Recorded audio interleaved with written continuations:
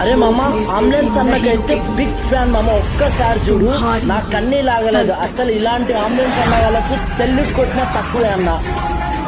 Border పైన army అన్న వాళ్ళు ఎంతగా మన కోసం కష్టపడతారో, అంబులెన్స్ అన్న వాళ్ళు కూడా ప్రాణం బతికించాలనే స్పీడ్ చూసి నేనే మైండ్ బ్లోయింగ్. ఒక చిన్న బాబుకు శ్వాస ఆడడం ఇబ్బందిగా ఉంది అని వాళ్ళ తల్లిదండ్రులు ఫోన్ చేస్తే ఇమ్మీడియట్గా వచ్చి నేను కాపాడుతా, నా వంతుగా నేను బండిని నడుపుతానన్నట్టుగా ఆ స్పీడ్ చూస్తే మైండ్ బ్లోయింగ్ మామ.